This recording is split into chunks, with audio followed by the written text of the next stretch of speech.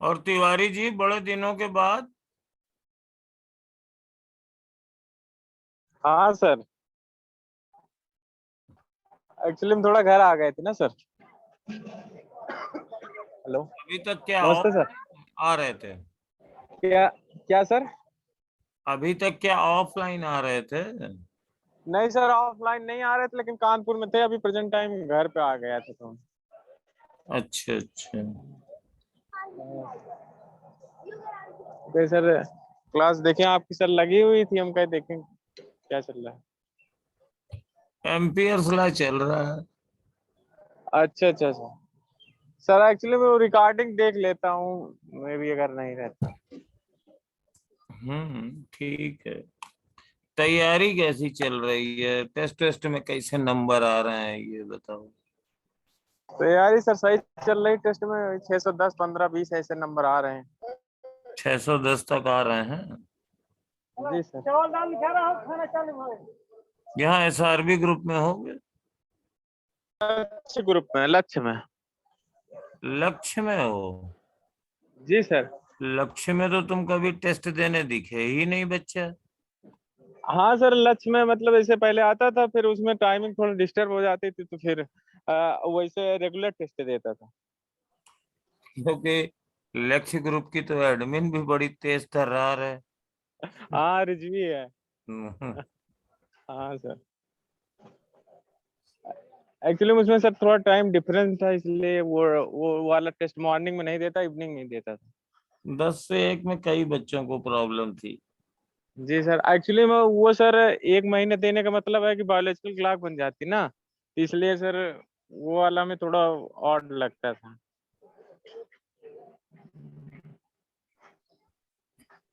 चलो, अब तो बंद हो गया ना वो, अब तो सारे टेस्ट रेगुलर के साथ ही होंगे।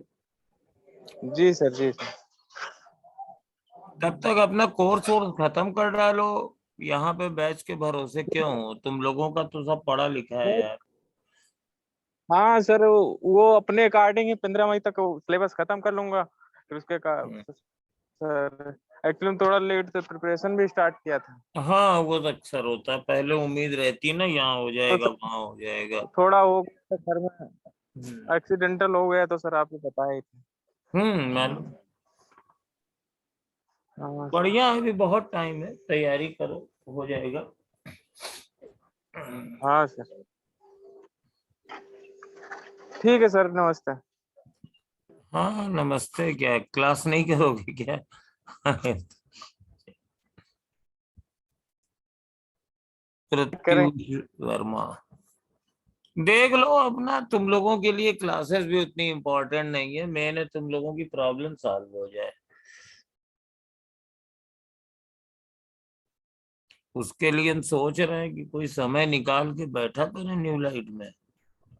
तो ये, एक तो ऑनलाइन क्लास का कोई टाइम बिल्कुल वेल डिसाइडेड नहीं है।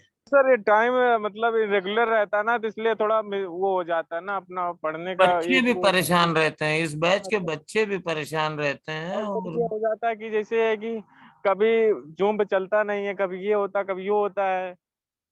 ये बहुत प्रॉब्लम क्रिएट करता है। हम्म।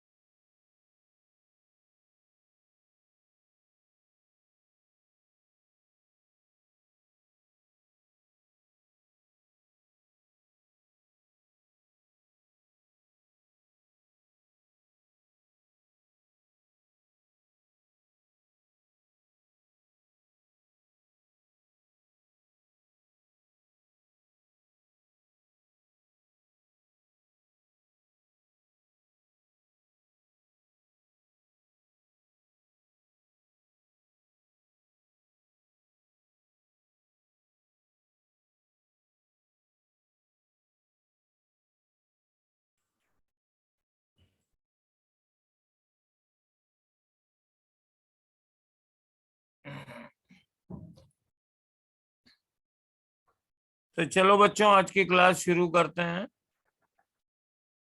और आज का हाईलाइटेड टॉपिक है Ampere's law.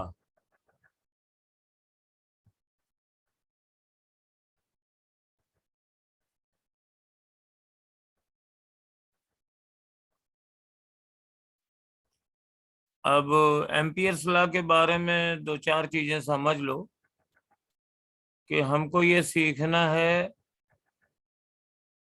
What is Ampere law,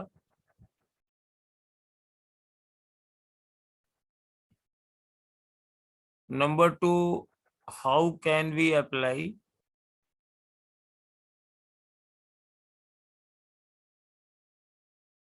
it, और नंबर थ्री सम डेरिवेशंस। और डेरिवेशंस के बारे में खास चीज ये है कि if you just remember formula, हालांकि मैं उसको गॉस लॉ से प्रूव करूंगा, if you just remember formula then okay, क्योंकि उस पर बेस्ड क्वेश्चन आया करते हैं।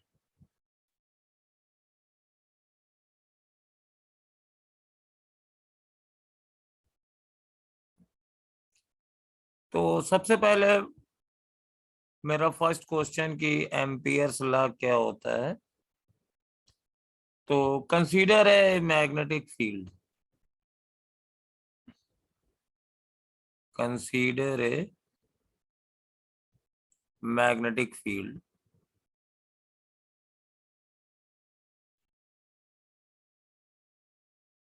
और take a line on it, take a line on it. Suppose ये ए टू बी लाइन है और magnetic field is there, magnetic field है यहाँ पर। तो मैग्नेटिक फील्ड चाहे जैसी भी बना लो।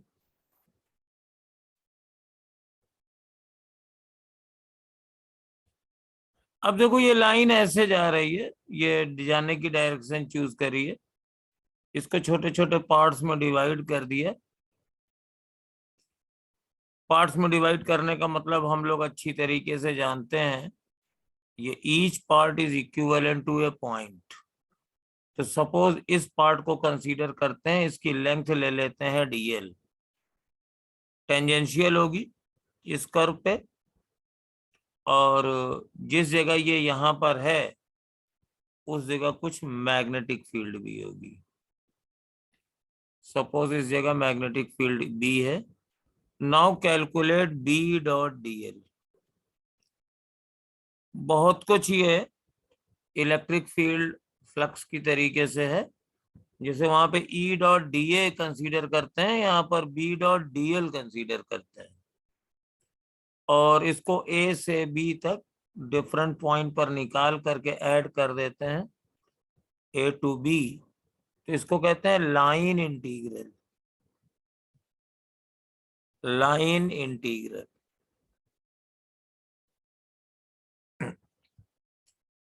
ये अलोंग द लाइन किया जा रहा है तो इसको लाइन इंटीग्रल कहते हैं। और सपोज इसका एक छोटा सा एग्जाम्पल भी ले लेते हैं। सपोज ये यूनिफॉर्म मैग्नेटिक फील्ड है,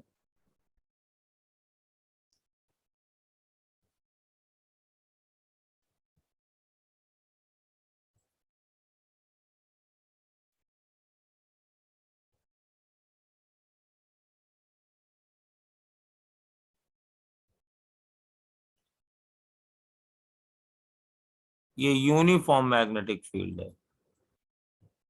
that's why I am making lines parallel. तो ये फील्ड है बी, और इसमें एक लाइन कंसीडर करी पी क्यू, स्ट्रेट लाइन है, और ये इसकी लंबाई एल है, और ये 60 डिग्री के एंगल बना रही है। तो कैलकुलेट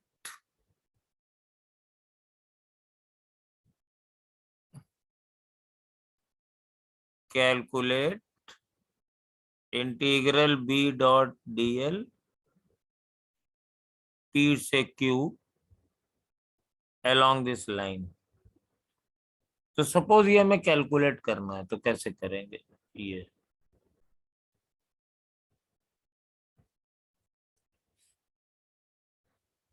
तो आप लोग भी कैलकुलेट कर लीजिए, इससे बहुत सिंपल है।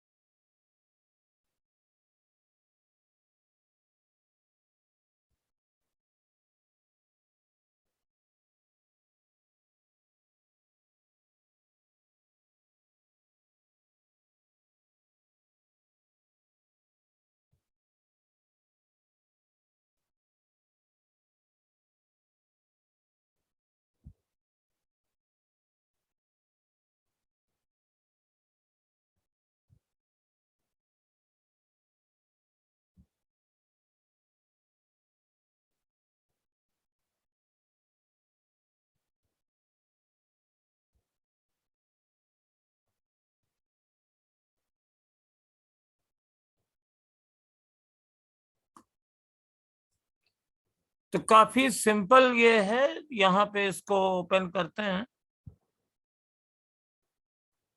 दो आंसर भी आ गए हैं शायद। सही है। ये अगर इसको स्टार्ट करते हैं तो integral b dl cos theta, और थीटा इज 60। तो देखो, अगर हम इसके कहीं भी सेगमेंट करेंगे तो P से Q तक जाने में ये एंगल चेंज नहीं होना है, और मैग्नेटिक फील्ड भी यूनिफॉर्म ही है। तो cos theta is cos 60 everywhere. तो आप b बाहर ले लो, cos 60 बाहर ले लो 1/2, और integral dl along this line करोगे तो ये लंबाई l आ जाएगी। तो ये bl/2 आंसर आ जाएगा। तो ये इंटीग्रल b डॉट dl की कहानी होती है। ठीक है ना? तो ये हम कैलकुलेट करना सीख गए। अब देखो, यहां पर एम्पियर्स है, और इन्होंने कहा कि सपोज ये magnetic field due to currents है। Let magnetic field is due to currents,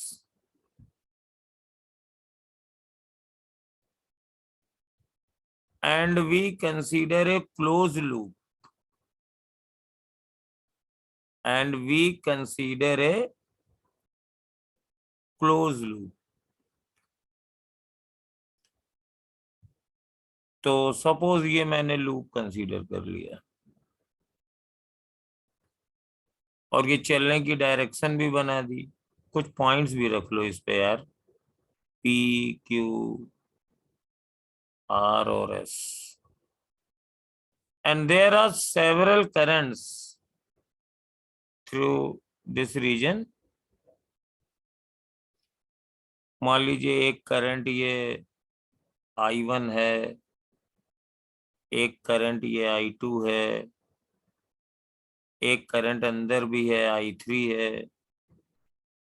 एक करंट I4 भी है।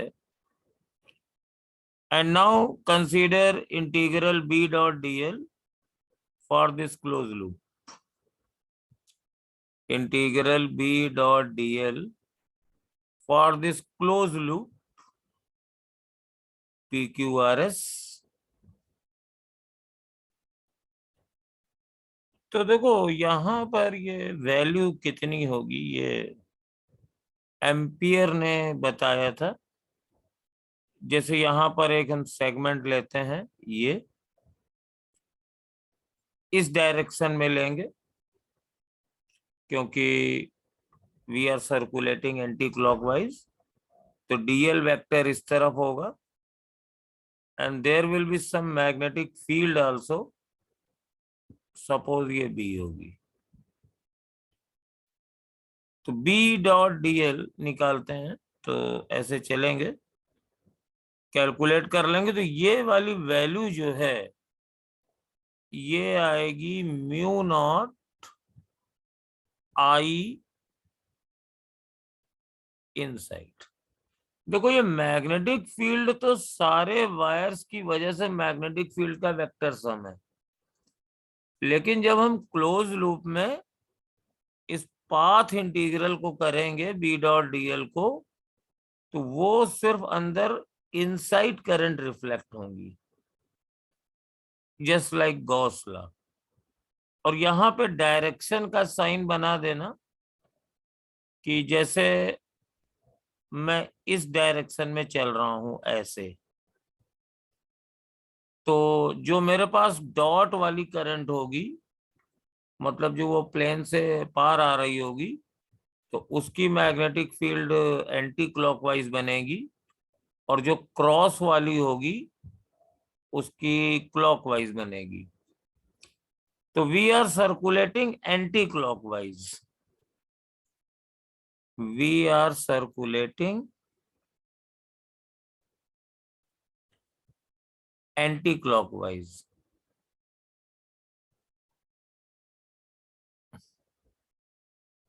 तो एंटी क्लॉकवाइज फील्ड किसकी होती है? आउटवर्ड्स करंट्स की होती है। तो this current will be considered positive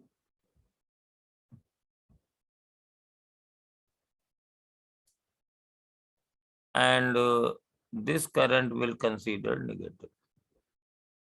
अगर आप क्लॉकवाइज घूम रहे हैं तो ये वाली करंट पॉजिटिव मानी जाएगी, ये वाली करंट नेगेटिव मानी जाएगी। ये इसका साइन कन्वेंशन है, साइन। और जहां तक नीट के क्वेश्चंस की बात है, तो basically we don't consider signs, खाली न्यूमेरिकल वैल्यू पूछी जाती है। तो अगर आपके पास नीट का पेपर हो, उसमें क्वेश्चन ये आ जाए, और जब भी क्वेश्चंस आता है जनरली ये साइन नहीं बना रहता है कि हम सर्कुलेट किस तरीके से कर रहे हैं। तो आपको क्या करना है कि सिर्फ अगर दोनों करंट सेम डायरेक्शन में है तो जोड़ देना है, और दोनों करंट अगर डिफरेंट डायरेक्शन में है तो इनको सब्ट्रैक्ट कर देना है। जैसे मैं एक एग्जाम्पल लेके कंसीडर कर रहा हूं, सपोज कर लीजिए ये करंट 5 एम्पियर की है और ये करंट 2 एम्पियर की है, और एक और करंट है ये 3 एम्पियर की है, और इसमें मैंने एक लूप कंसीडर किया ये, और कहा कि इस लूप 1 के अराउंड आप इंटीग्रल बी डॉट डीएल बताइए।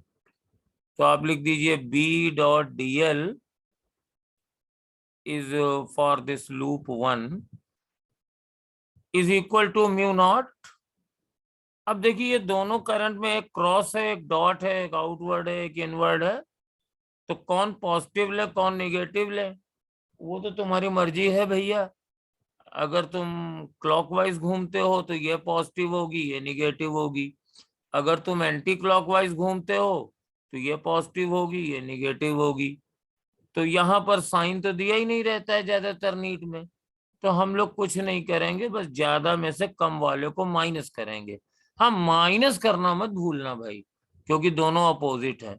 मान लो ये दोनों क्रॉस होता तो 7 लिख देते, दोनों डॉट होता तो भी 7 लिखते, और एक क्रॉस है एक डॉट है तो 5 - 2 यानी 3 लिख देंगे। And this will be your answer in NEET. NEET वाले क्वेश्चंस पेपर में ज्यादातर साइन का ध्यान नहीं देते हैं, बस वो चाहते हैं कि किसी तरीके से ये लूप ला अप्लाई हो जाए। तो ये था हमारा सो कॉल्ड एम्पियर लॉ कि in any magnetic field integral B dot dl for a close loop is equal to mu naught times algebraic sum of the currents crossing the loop, और इसको apply करना भी मैंने सिखा दिया। और इसका एप्लीकेशन होता है जैसे गॉस लॉ से हम सिमेट्रिकल पोजीशन में सिमेट्रिकल चार्ज डिस्ट्रीब्यूशन के हम लोग इलेक्ट्रिक फील्ड निकाल सकते हैं। तो we can calculate for Ampere's law से मैग्नेटिक फील्ड निकाल सकते हैं। तो इसका पहला एग्जाम्पल लेते हैं, एग्जाम्पल 1। और सपोज ये इनफाइनाइट वायर है, ये इनफाइनाइट वायर है, और इस इनफाइनाइट वायर से आर डिस्टेंस पर मुझे मैग्नेटिक फील्ड कैलकुलेट करनी है। तो ध्यान रखेंगे कि अगर ये वायर इनफाइनाइट नहीं होगा तो we can't apply Ampere's law. तो आप तुरंत यहां पर एक लूप बना लीजिए।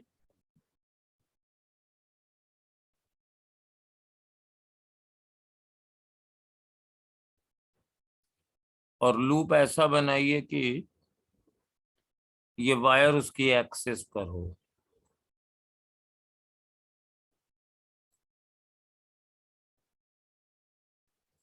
ये तो consider N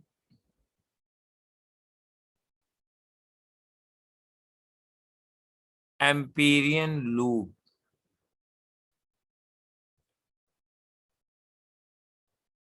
such that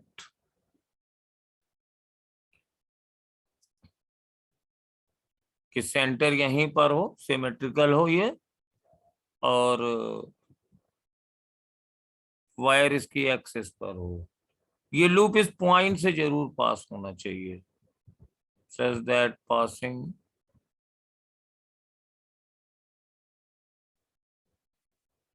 the point P, and number 2, wire must be axial to this loop. Wire must be axial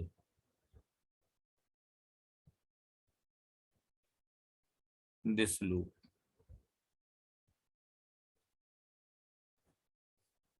हम यहाँ पे स्क्वायर लूप नहीं मान सकते हैं, सर्कुलर लूप ही मानेंगे। तो सर्कुलर लूप क्यों मानेंगे? क्योंकि अगर जैसे ये वायर ऐसे बना दिया और इसके अराउंड मैंने एक स्क्वायर लूप बनाया, तो लूप के पॉइंट से इस वायर की डिस्टेंस हर जगह बराबर नहीं होगी, तो सिमेट्री हमारी टूट गई। और जबकि अगर सर्कुलर लूप बनाएंगे तो एवरीवेयर डिस्टेंसेस आर, तो सर्कुलर लूप ही मानना है। अब इसमें सपोज करंट आई है, अब आप इसमें एम्पियर्स लॉ लगा दीजिए। तो integral B dot D L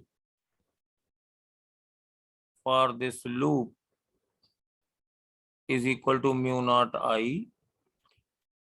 अब देखो बी डॉट डी एल की कहानी ये है कि एवरीवेयर अगर बी डॉट डी एल लोगे तो गॉस लॉ की तरीके से B D L cos theta आएगा म्यू नॉट आई, क्योंकि सिमेट्रिकल पोजीशन है एवरीवेयर बी, इसीलिए हम स्क्वायर लूप नहीं ले सकते, इसीलिए हम लोग फाइनाइट वायर नहीं ले सकते, क्योंकि in that case magnetic field not be same.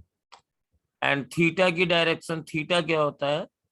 तो हर जगह मैग्नेटिक फील्ड और थीटा इनके बीच का एंगल 0 हो जाएगा, तो cos 0 integral dl is equal to mu naught I.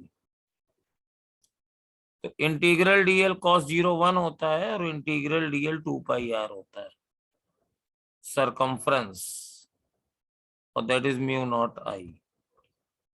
तो b is equal to mu naught upon 2 pi I by R, और अगर ऊपर नीचे 2 से मल्टीप्लाई कर दें तो ये वही रिजल्ट है जो हमें इंटीग्रेशन करके मिला था। तो this is a smart verification of Ampere law. और अब हम इसका एप्लीकेशन करने जा रहे हैं सिलेंड्रिकल वायर्स के केस में। तो अब इसको जरा ध्यान से देखिएगा, क्योंकि ये दोनों क्वेश्चन कई बार पूछे गए हैं।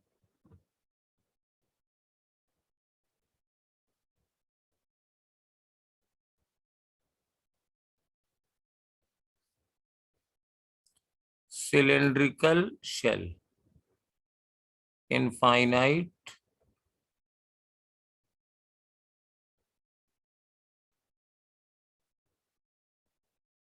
cylindrical shell।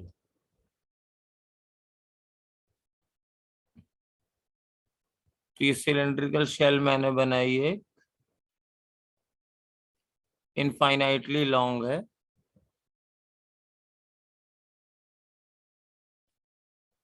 और इसकी रेडियस आर है।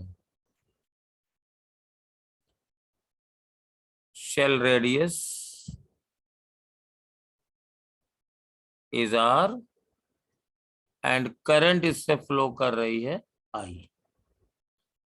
अब मुझे मैग्नेटिक फील्ड निकालनी है 3 पॉइंट्स पर। एक निकालनी है अंदर वाले पॉइंट पर P पर, एक सरफेस वाले पॉइंट S पर, और एक बाहर वाले पॉइंट R पर। ये R यूज कर चुके हैं तो इसको T मान लीजिए। तो जिस जगह से, और ये वायर की एक्सिस है, this is the axis of the wire, यहां सेंटर जा रहा है। तो जैसे P पर निकालना है तो आप एक सर्कुलर लूप P से कंसीडर मान लीजिए, जिसकी एक्सिस वही हो जो सिलेंडर की हो। ये डिस्टेंस मान लीजिए R ले लिया। तो P पॉइंट के लिए R लेस देन R है, और यहाँ पे जब मैग्नेटिक फील्ड निकालनी है तो रटा रटाया रूल लिखिए, integral B dot dl for this loop, green loop, is equal to mu naught I। तो एज यूजुअल ये हमेशा क्या होगा, B बाहर आ जाएगा और इंटीग्रल dl इसकी सरकमफ्रेंस बन जाएगा 2 pi r, and that is equal to 0, क्योंकि सारी करंट तो सरफेस से फ्लो कर रही है। हॉलो है ये, शेल है, तो अंदर तो कुछ है नहीं, तो no current is passing through this loop, तो ये 0। तो this implies magnetic field inside the cylindrical shell is 0। और अगर यहाँ Q वाला पॉइंट लेते हैं, S वाला पॉइंट लेते हैं, जो वायर की विसिनिटी पर है बिल्कुल एट द सरफेस, तो यहाँ पे लूप का कलर थोड़ा चेंज कर देते हैं तो थोड़ा तुम लोगों को अच्छा लगेगा। तो ये लूप कुछ यूं बनेगा, और यहाँ पे अगर लगाएंगे S वाले पॉइंट के लिए तो R बराबर R है, इस लूप की रेडियस भी शेल की रेडियस के बराबर होगी। और ये तो हर बार लिखना होता है, और जब इसको लिखोगे तो देखो ये हमेशा बन जाएगा, चलो यहाँ लिख देते हैं, आगे से नहीं लिखेंगे, B dot dl is equal to mu naught inside current. तो ये हमेशा B इंटू 2 पाई, और इस बार बेटा ये R बनेगा क्योंकि इस एम्पीरियन लूप की रेडियस R है, और बराबर म्यू नॉट, और ये अंदर वाली करंट टोटल आई हो गई, सरफेस से जा रहा है तो सारी करंट इसके अंदर आ गई। तो B बराबर म्यू नॉट अपॉन 2 पाई I/R आ गया। और अगर बाहर वाला पॉइंट T लेना है तो फॉर T के लिए पहले तो ये गॉस एम्पियर्स लॉ लिखेंगे, और जब इसका लूप बनाएंगे तो सपोज ये लूप बना, वायर की एक्सिस, बेल्ट सिलेंडर की एक्सिस हमेशा लूप की एक्सिस होती है। तो इस बार ये डिस्टेंस R है, तो R ग्रेटर देन R है इस बार। तो ये इंटीग्रल हमेशा B इंटू 2 पाई R बनेगा, और बराबर म्यू नॉट, टोटल करंट इसके अंदर चली गई है क्योंकि पूरा सिलेंडर ही इसके अंदर है। तो B बराबर म्यू नॉट 2 पाई I/R हो गया। और अगर हम इसका ग्राफ खींचते हैं सपोज हम इसका ग्राफ खींचते हैं तो रेडियस तक तो मैग्नेटिक फील्ड 0 है और मैक्सिमम यहाँ सरफेस पर हो जाएगी और फिर ये इस तरीके से रिड्यूस करेगा। तो ये था इनफाइनाइट सिलेंड्रिकल शेल। ग्राफ देख लीजिए और ये देख लीजिए, वेरी सिंपल थिंग है। आज की क्लास भी छोटी है काफी, 6:15 से क्लास थी और 7:30 से मिश्रा जी की भी क्लास है और शायद इसीलिए आज की अटेंडेंस भी काफी कम है। तो मैं बहुत ज्यादा हाई फाई आज पढ़ाना भी नहीं चाहता हूँ, क्योंकि जो स्टूडेंट रेगुलर करते हैं तो अगर उनका छूट जाता है तो थोड़ी दिक्कत हो जाती है, जो नहीं करते हैं वो तो नहीं करते हैं।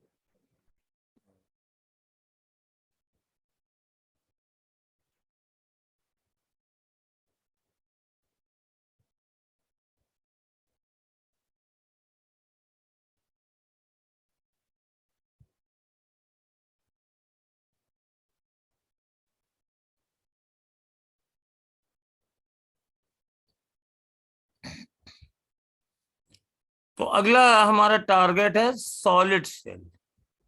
ये शेल थी वो सिलेंडर होगा, सॉलिड सिलेंडर। तो एक सॉलिड सिलेंडर बना देते हैं पहले।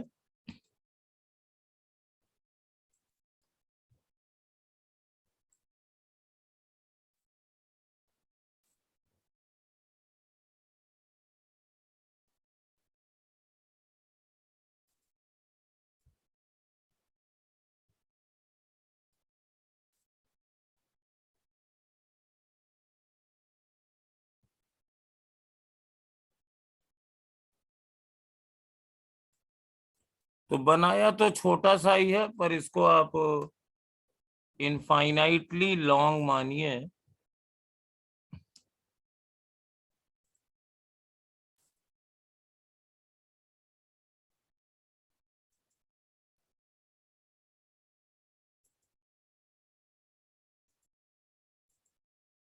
बनाया छोटा सा ही है लेकिन मानिए इनफाइनाइटली लॉन्ग। और ये इसका क्रॉस सेक्शन है, दिस वन। और सपोज इससे यूनिफॉर्म करंट आई जा रही है, uniformly distributed current. Uniformly distributed is a nice thing. आप इसकी करंट डेंसिटी J बराबर लिख सकते हैं I/πr²। इसकी रेडियस आप R मान लीजिए। तो यहाँ पे कोई भी अगर एरिया कंसीडर करते हैं, suppose we consider another cylinder of some more color। Suppose एक ये मैंने कंसीडर किया।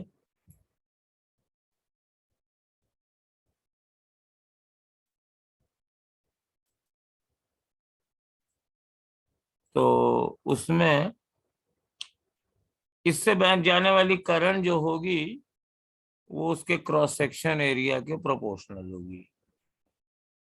ये तो अब जैसे मान लीजिए अगर मुझे किसी बाहर वाले पॉइंट पर फील्ड निकालनी है, ये सिलेंडर की एक्सिस है, तो बाहर वाले पॉइंट पे अगर फील्ड निकालनी है या सरफेस वाले पॉइंट पर निकालनी है, ये सरफेस वाला पॉइंट है S, ये बाहर वाला पॉइंट है सपोज T। तो मेरे लिए S के लिए, T के लिए क्या होगा, for T R greater than R होगा। ये डिस्टेंस R हो जाएगी बाहर वाले पॉइंट के लिए। तो B/2πr बराबर μ0, और जितनी करंट इससे जा रही है उतनी जाएगी। तो B बराबर μ0/2πI/R। ये T पॉइंट के लिए हुआ। अगर S पॉइंट के निकालेंगे लिए तो R बराबर R हो जाएगी। तो इस वाले लूप को कंसीडर करेंगे, तो b into 2 πr is equal to mu naught I. तो यहाँ पे भी बस r की जगह कैपिटल R हो गया है, फॉर्मूले में कोई अंतर नहीं।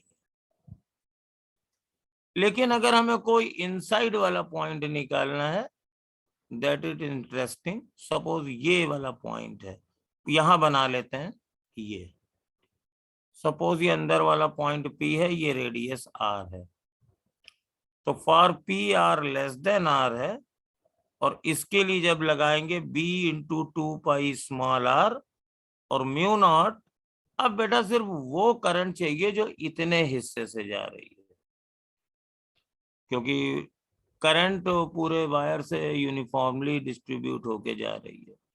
तो इस पोर्शन से कितनी करंट जा रही है, तो बहुत सिंपल है, करंट डेंसिटी इंटू एरिया कर देंगे। तो J इंटू πr²। तो ये एक आर से एक आर ये कट जाएगा, पाई से पाई कट जाएगा।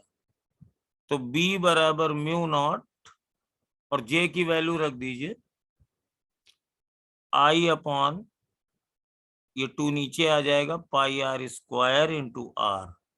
तो B is directly proportional to R। तो अगर हम लोग इसका ग्राफ कंसीडर करें, और सपोज ये रेडियस है, ये मैग्नेटिक फील्ड है, ये R है, तो सेंटर से ये फील्ड बढ़ती जाएगी बढ़ती जाएगी, सरफेस पर मैक्सिमम हो जाएगी, नॉट जीरो, और फिर ये ऐसे हाइपरबोलिकली मैनर में बाहर जाएगी। तो इस चीज को जरा ध्यान रखना जरूरी हो जाता है।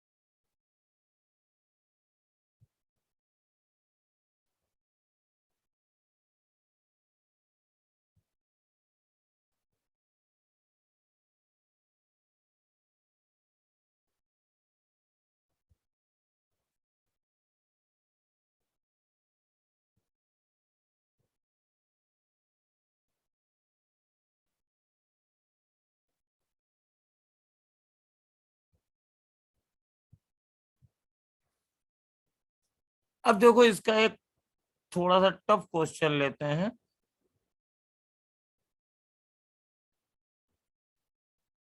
ज्यादा टफ नहीं लेंगे। सपोज ये सिलेंड्रिकल वायर है, इनफाइनाइटली लॉन्ग,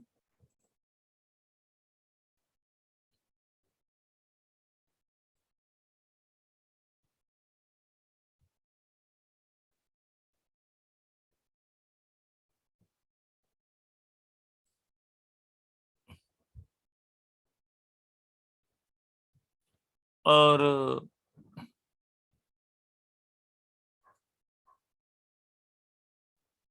इसकी एक्सिस बना लेते हैं।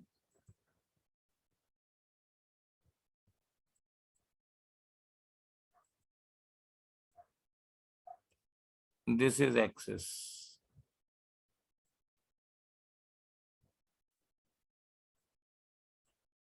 और current is radially distributed. Radial distribution भी सिमेट्रिकल होता है। Current is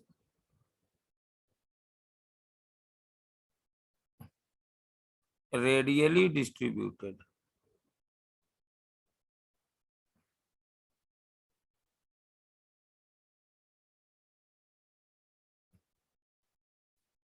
J R is equal to J naught, और सपोज ये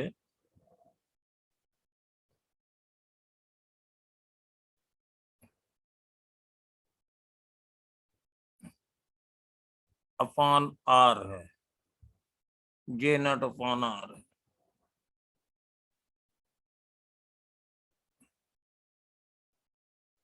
जे नॉट अपॉन आर न किया जाए, क्योंकि सिंपल सा कोई लेते हैं।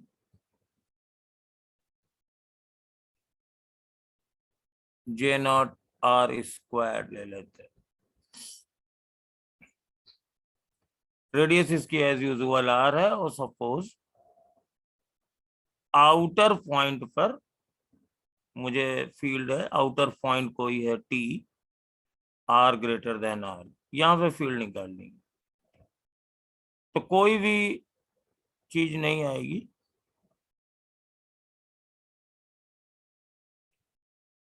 एम्पीरियन लूप बनाया, बी इंटू 2 पाई आर किया, बराबर म्यू नॉट किया। अब देखिए यहां पर ये आर डिस्टेंस पर करंट डेंसिटी है, तो यहाँ पे इसका वेरिएबल का नाम बदल देते हैं। सपोज यहाँ एक्स कर देते हैं, एक्स स्क्वायर। तो एक्स बराबर 0 पे यहाँ पर है, एक्स बराबर कैपिटल आर पे यहाँ पे है, एक्स बराबर आर पे यहाँ पे। तो ये मान लो एक्स डिस्टेंस हमने चूज करी। तो कंसीडर 2 सर्किल। तो इतने पोर्शन में से जाने वाली करंट निकालनी है। तो ये वाला एरिया कितना होगा? 2 pi X D x. Suppose ये विड्थ डी एक्स है। मैंने 2 वेरी इक्वल डिस्टेंसेस के ये सिलेंडर काटे। तो इंटीग्रल करंट डेंसिटी यानी करंट पर यूनिट एरिया जे नॉट एक्स स्क्वायर, और इस पोर्शन में से जाने वाली current 2 pi X D X.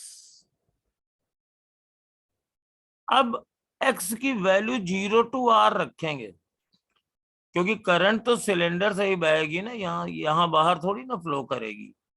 तो भले चाहे ये डिस्टेंस आर है, लेकिन यहाँ सिर्फ करंट यहीं तक होगी। तो अब इसको आप कंसीडर कर सकते हैं, B into 2 pi R mu 0, J naught 2 pi J naught बाहर ले लिया, एक्स क्यूब डी एक्स। तो एक्स क्यूब बाई 3, 0 से आर। तो 2 पाई आप काट दीजिए, तो b is equal to mu naught J upon R, और यहां से ये आर क्यूब अपॉन 3। तो ये आउटसाइड मैग्नेटिक फील्ड हुई। इनसाइड के लिए आर की जगह कैपिटल आर रख देंगे, दैट्स ऑल।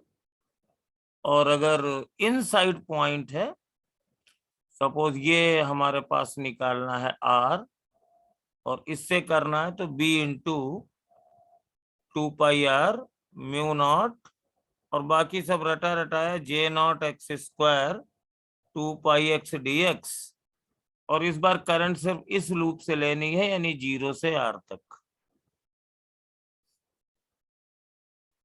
तो जब इसको करेंगे तो फिर ये 2 पाई से 2 पाई तो कट ही जाएगा।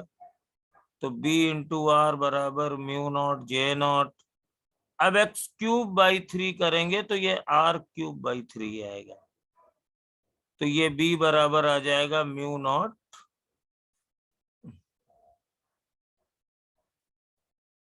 जे r²/3। तो एक दो क्वेश्चन एग्जाम्पलर में ऐसे दिए हैं, हम लोग कर सकते हैं, और ये रिजल्ट जरूर याद रखिएगा।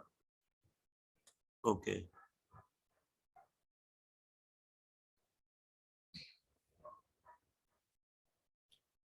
अब इसके दो बड़े ही फेमस एप्लीकेशन है। एक magnetic field inside the solenoid, magnetic field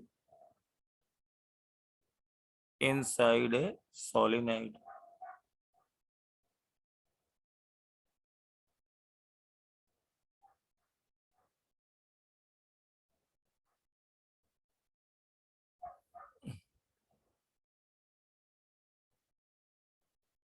अच्छा, ये x³ है, हाँ हाँ ठीक है। तो x⁴ डिवाइडेड बाई 4 होगा, तो ये r⁴/4 हो जाएगा।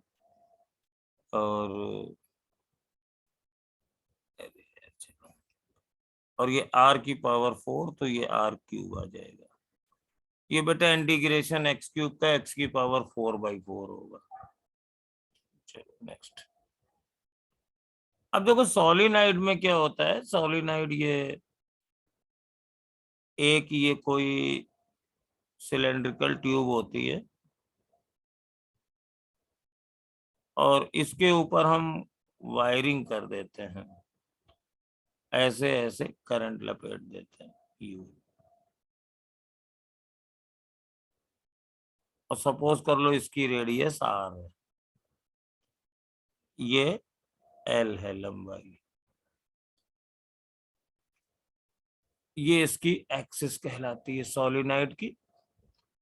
यहाँ पे एक बात ध्यान में रखनी चाहिए कि ये जो वायरिंग है, वायरिंग मस्ट बी इंसुलेटेड।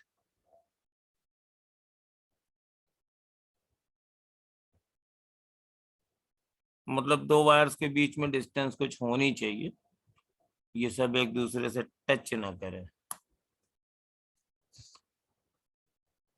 नहीं तो ये फिर शेल बन जाएगी।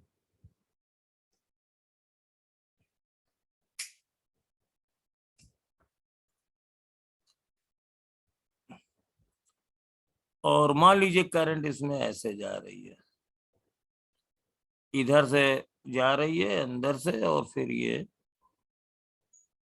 ऐसे आ रही है, ऐसे आई, फिर घूम करके ऐसे गई, ऐसे गई, ऐसे गई, ऐसे गई, ऐसे गई, ऐसे गई। तो बुक में जनरली क्या करते हैं, इसको ऐसे बना देते हैं, और ये वायरिंग नहीं दिखाते हैं। ऊपर से देखो ये करंट अंदर जा रही है, नीचे से बाहर जा रही है, तो ये इस टाइप की शो कर देते हैं।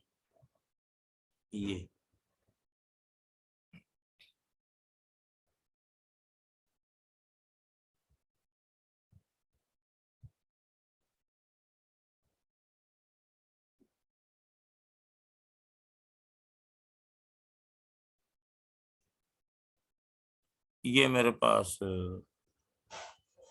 एक्सिस है, ये रेडियस है, और ये जो वायरिंग की गई है, सपोज मैंने की है n टर्न्स पर यूनिट लेंथ, n टर्न्स पर यूनिट लेंथ, ये ऐसी की है।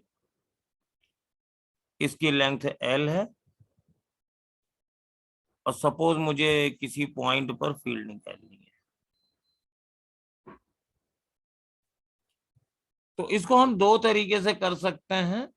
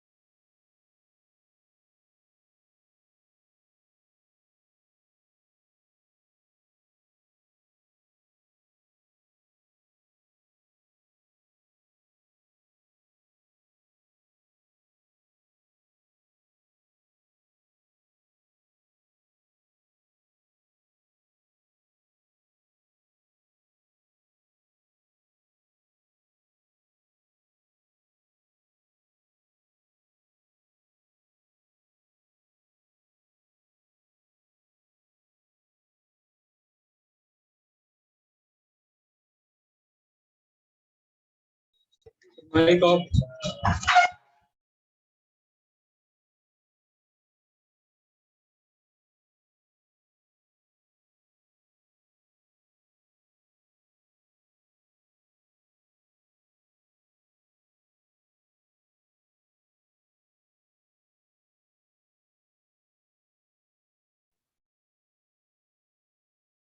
सर साउंड नहीं आ रहा।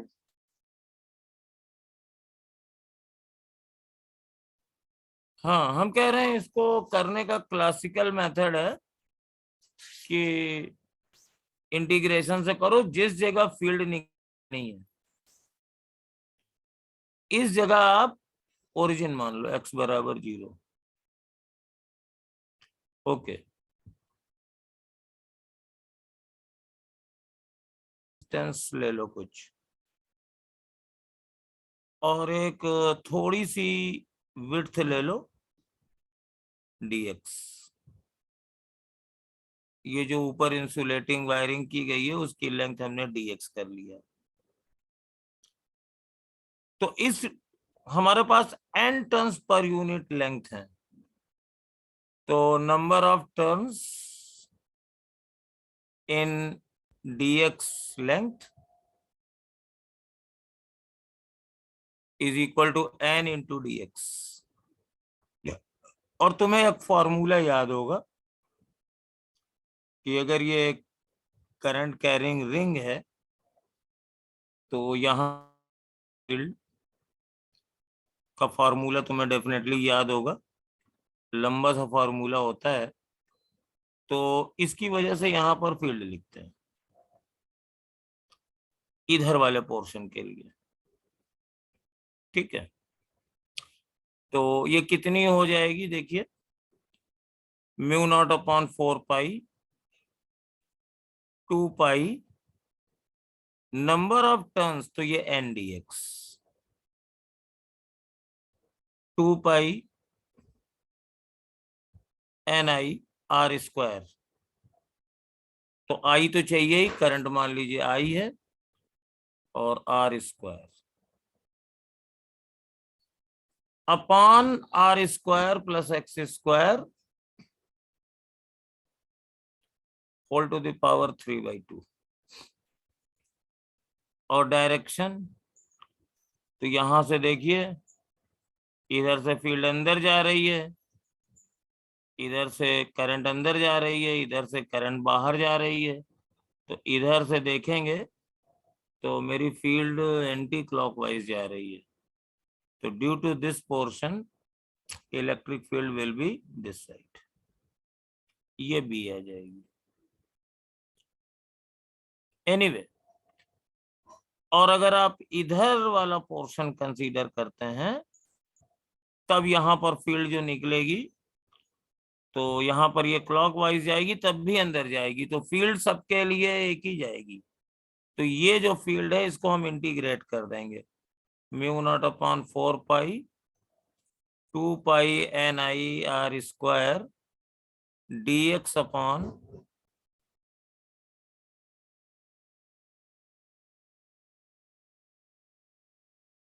टेक, मैंने ये ओरिजिन माना है और इस पॉइंट की कोई तो लोकेशन होगी। टोटल लेंथ तो इसकी L है, टोटल लेंथ तो L है, तो कुछ लेंथ इधर होगी कुछ लेंथ इधर होगी। तो इधर वाली लेंथ मान लो मैंने मान ली A है, और इधर वाली लेंथ मान लो मैंने मान ली है B। तो x की वैल्यू -B से +A तक जाएगी।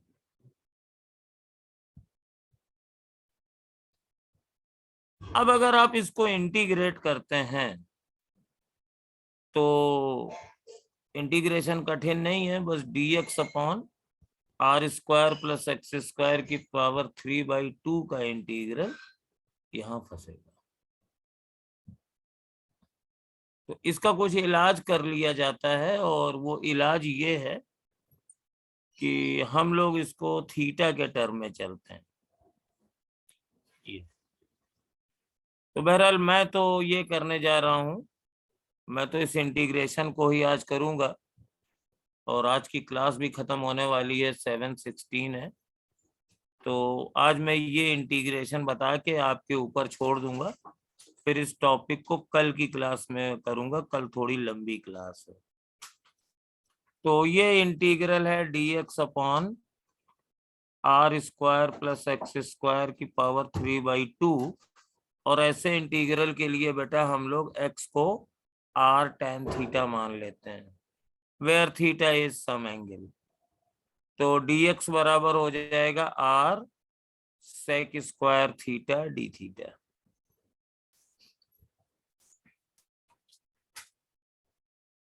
और अब सारी वैल्यूज रख देंगे, r sec² theta d theta, ये मैंने dx की जगह लिख दिया, और r² plus r² tan² theta इसकी पावर 3/2, ये मैंने x की वैल्यू रख दी जो मानी थी।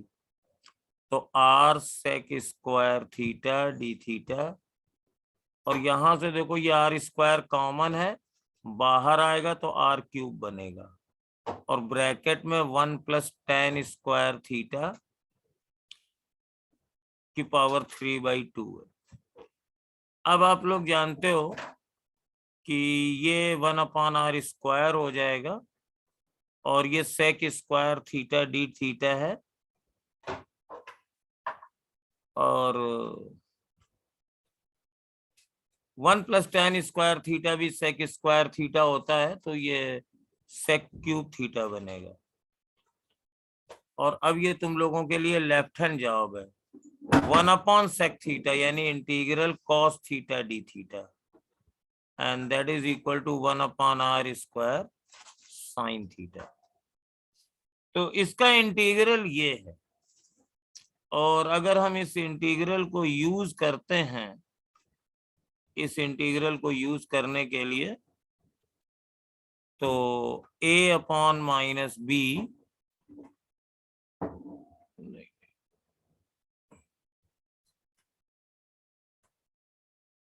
म्यू नॉट बाहर ले लो, पाई पाई कैंसिल कर दो, तो mu naught upon 2 ni r², और ये जो -b/a है dx upon r² plus x² की पावर 3/2 है। तो इसकी जगह हम ये इंटीग्रल रख देंगे, और इंटीग्रल क्या आया है, साइन थीटा। और अब इस थीटा की वैल्यू रखनी पड़ेगी, क्योंकि tan हो गया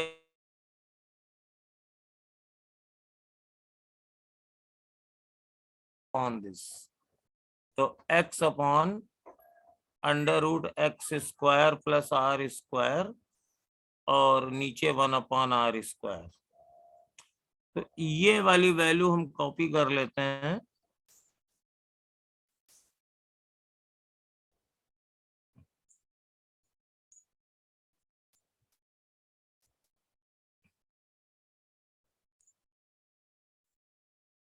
ये यहाँ लिख देते हैं, भी मिटा देंगे।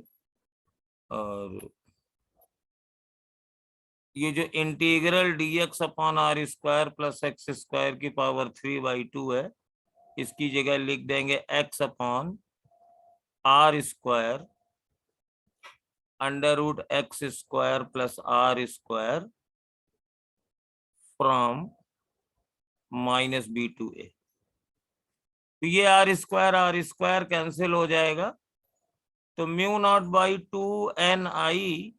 अब यहाँ पे एक बार रखोगे a, तो a upon √x² plus r², और यहाँ रखोगे b, तो -b माइनस ऑफ -b तो +b upon √x² plus r², और x की जगह यहाँ a आ जाएगा, यहाँ b आ जाएगा। तो अब देखो ये बना क्या, सपोज यू आर हियर, तो आप इसको मिला दो जरा। तो ये डिस्टेंस a है, ये डिस्टेंस मेरे पास r है, तो इस एंगल को आप अल्फा कह दीजिए। तो ये एक्चुअली साइन अल्फा है, a/√a² + r², और एंड पॉइंट्स पे ये एंगल बीटा है, तो ये वाला एंगल साइन बीटा हो जाएगा। तो मेरे पास इस फॉर्मूला आया है बहुत ही सिंपल कि μ0 ni/2 और sine alpha plus sign beta.